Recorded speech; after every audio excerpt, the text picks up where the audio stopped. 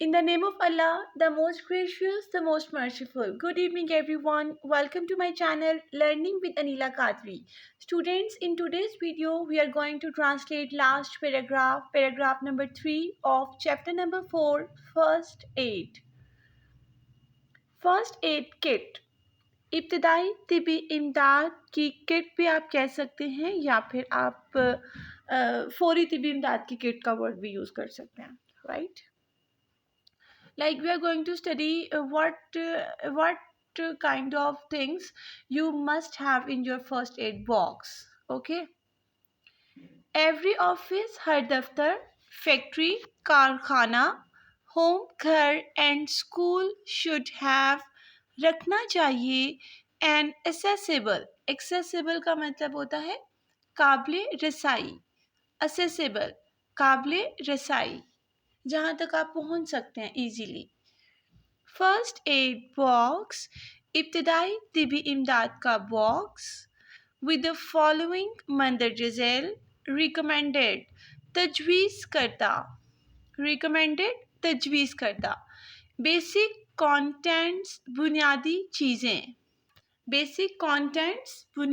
चीज़ें. Every office, factory, home and school should have an accessible first aid box with the following recommended basic contents. हर दफ्तर, factory, घर और school को मंदरजा झैल तजवीज़ करदा बुनियादी चीज़ों के साथ इब्तदाई तिबी इमदाद का बॉक्स रखना चाहिए. हर दफ्तर, फैक्ट्री, घर और स्कूल को मंदरजा झैल तजवीज़ करदा बुनियादी चीज़ों के साथ काबिले रसाई फौरी तिबी इमदाद का बॉक्स रखना चाहिए. मतलब ऐसी जगह पे you have to place that box where you can have easy access, आप जहाँ तक इजीली पहुँच सकते हैं, right? What should be inside that box? Number 1, first aid book, इब्तदाई तिबी इमदाद की किताब. क्लियरली एक्सप्लेन्स, साफ साफ वाजिया करती है. हाउ टू हैंडल, कैसे निपटा जाए. द बेसिक प्रॉब्लम्स, बुनियादी मसाइल के साथ.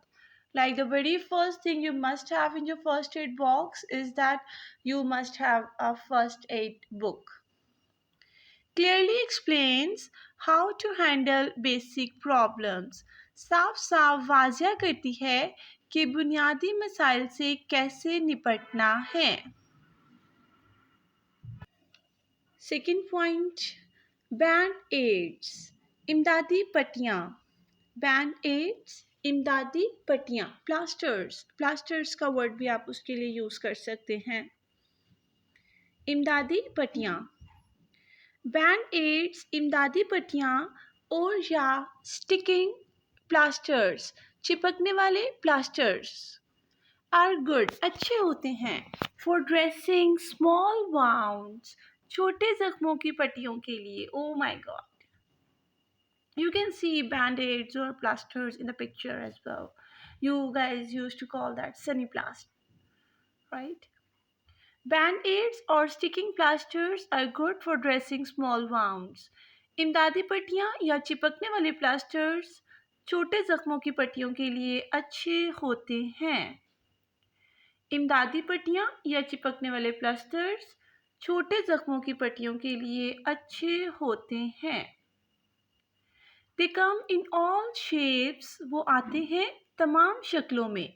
And sizes और साइज में. For fingers, उंगलियों के लिए. Legs, टांगों के लिए. And anywhere else, और जहाँ कहीं भी. You might get little cuts, आपको छोटे जख्म आ सकते हैं. Oh my God. They come in all shapes and sizes. For fingers, legs and anywhere else, you might get little cuts. वो उंगलियों, टांगों और जहाँ कहीं भी आपको छोटे ज़ख़म आ सकते हैं, उसके लिए हर शक्ल और साइज़ में दस्तयाब हैं. One more time. वो उंगलियों, टांगों और जहाँ कहीं भी आपको छोटे ज़ख्म आ सकते हैं उसके लिए हर शक्ल और साइज़ में दस्तयाब हैं। मेक श्योर इस बात को यकीनी बनाएं that the band-aid इमदादी पट्टी is big enough काफ़ी बड़ी हो to cover the wound ज़ख्म को ढांपने के लिए। Make sure that band-aid is big enough to cover the wound इस बात को यकीनी बनाएं कि इमदादी पट्टी ज़ख्म को ढांपने के लिए काफ़ी बड़ी हो। इस बात को यकीनी बनाएं कि इमदादी पट्टी ज़ख्म को ढांपने के लिए काफ़ी बड़ी हो। If it is not, अगर नहीं है, you should use a dressing instead. आपको उसकी जगह मरहम पट्टी इस्तेमाल करनी चाहिए। If not, you should use a dressing instead. अगर नहीं है तो आपको उसकी जगह इमदादी पट्टी इस्तेमाल करनी चाहिए। अगर नहीं है तो आपको उसकी जगह पर इमदादी पट्टी इस्तेमाल करनी चाहिए। Okay, next, what you should have in your first aid box. You can have a very good idea while watching this all in the picture. Otherwise, I will definitely going to upload a new video. In that video, I will show you guys first aid box. What things you must have in that box. I am going to show you in the coming video, inshallah. Elastic bandages लचकदार पट्टियाँ। Elastic bandages लचकदार पट्टियाँ। Elastic bandages are good लचकदार पट्टियाँ अच्छी होती हैं। For wrapping लपेटने के लिए, रैप करना, लपेटना। स्प्रेन्ड जॉइंट, स्प्रेन्ड जॉइंट्स का मतलब होता है मुड़े हुए जोड़। Oh my God, sprained joints मुड़े हुए जोड़। और या मेकिंग अ स्लिंग सहारा देने के लिए। मेकिंग अ स्लिंग, स्लिंग का मतलब होता है सपोर्ट करना, सहारा देना। In the case of a broken arm टूटे हुए बाजू की सूरत में। The elastic bandages are good for wrapping sprained joints और making a sling in the case of a broken arm. लचकदार पट्टियाँ मुड़े हुए जोड़ों को लपेटने के लिए या एक टूटे हुए बाजू की सूरत में सहारा देने के लिए अच्छी होती हैं। लचकदार पट्टियाँ मुड़े हुए जोड़ों को लपेटने के लिए या एक टूटे हुए बाजू की सूरत में सहारा देने के लिए अच्छी होती हैं। गॉज एंड एडहेसिव टेप चिपकने वाली टेप और जालीदार पट्टी। गॉज का मतलब होता है जालीदार पट्टी, एडहेसिव टेप चिपकने वाली tape. Gauze and adhesive tape जालीदार पट्टी और चिपकने वाली टेप। गॉज पैड्स जालीदार पैड्स, पैड्स का मतलब आप कपड़े की गद्दी का वर्ड भी यूज़ कर सकते हैं। जालीदार कपड़े की गद्दी। और रोल्स या रोल्स आर क्लोथ पैड्स कपड़े की गद्दियाँ होती हैं। गॉज पैड्स और रोल्स आर क्लोथ पैड्स जालीदार गद्दियाँ या रोल्स कपड़े की गद्दियाँ होती हैं। दैट आर प्लेस्ड जो कि रखी जाती हैं डायरेक्टली बराहे रास्त, डायरेक्टली बराहे रास्त। ऑन अ वाउंड ज़ख्म पर टू प्रोटेक्ट हिफाजत के लिए एंड कंट्रोल ब्लीडिंग और खून रोकने के लिए।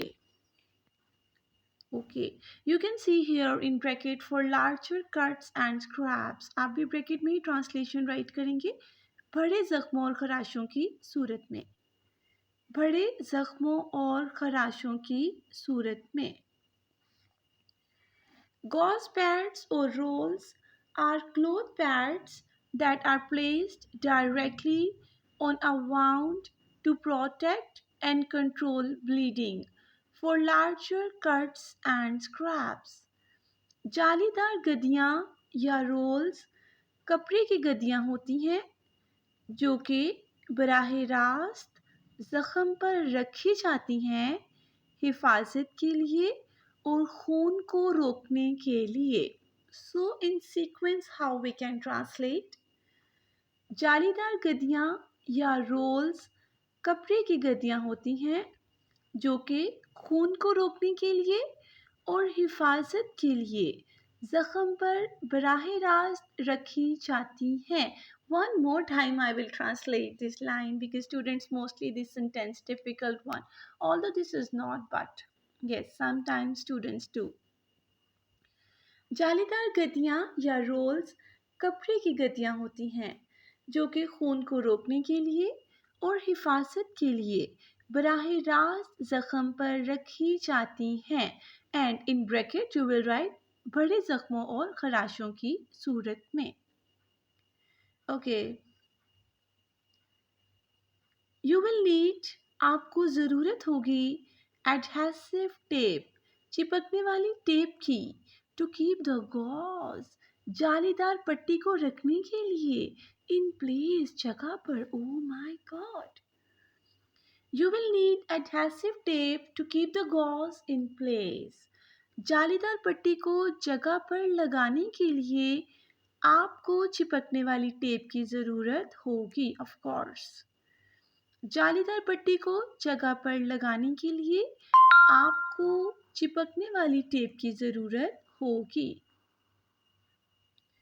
इन एन एमरजेंसी हंगामी सूरत हाल में A clean cloth एक साफ कपड़ा, हैंड टॉवल दस्ती तौलिया, क्लीन टी शर्ट साफ T shirt, can be used इस्तेमाल की जा सकती है, टू कवर द वाउंड ज़ख़्म को ढांपने के लिए. Okay, like if there is an emergency and you don't have such kind of products, you don't have bandage, you don't have gauze or tape, etc, etc, what to do? You don't need to run over to the medical store. No, you can do all this by having a t-shirt or clean cloth, etc, or a hand towel if it is not available then, right?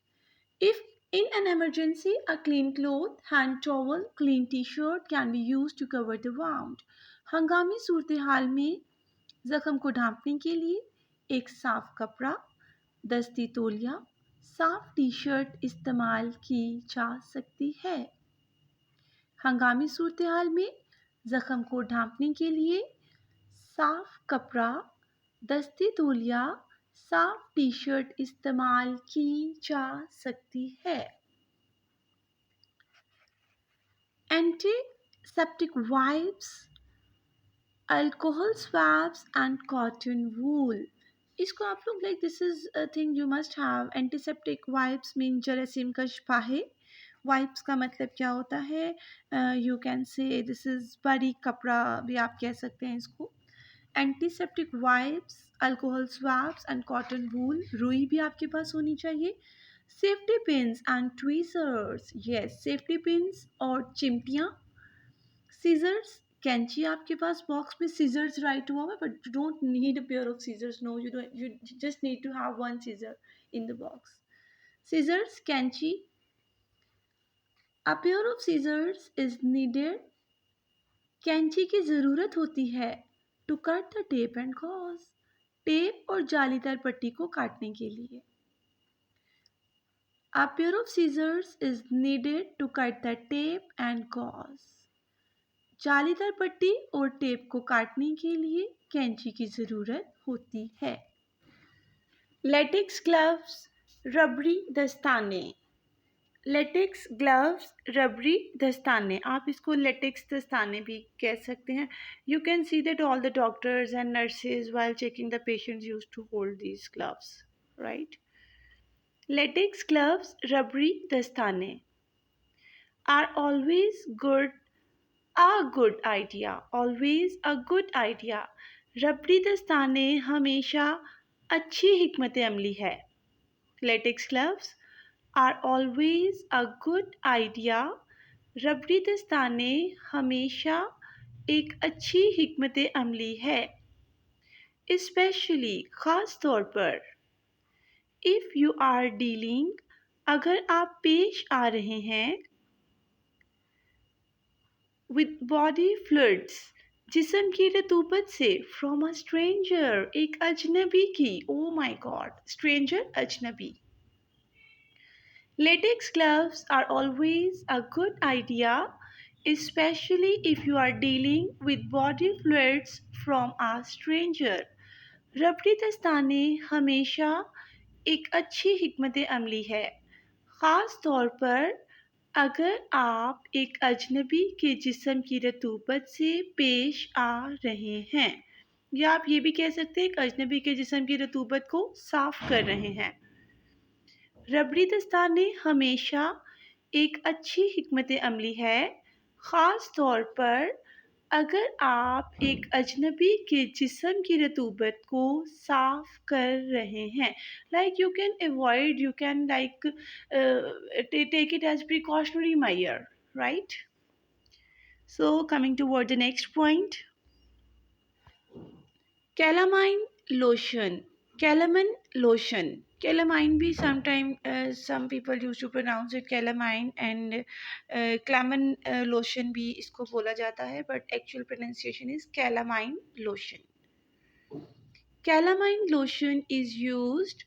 Calamine lotion इस्तेमाल किया जाता है for soothing, तस्कीन देने के लिए, सुकून देने के लिए, ठंडक पहुंचाने के लिए।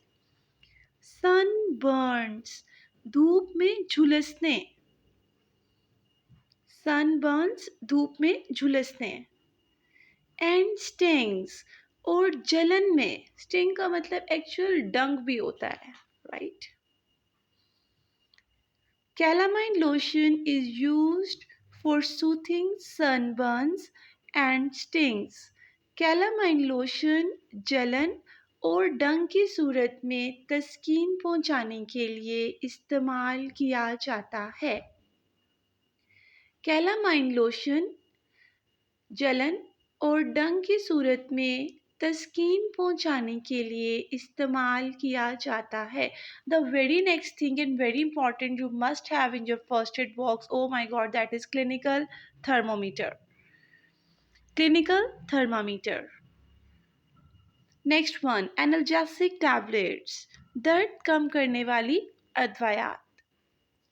एनाल्जेसिक टैबलेट्स, दर्द कम करने वाली अदवायात।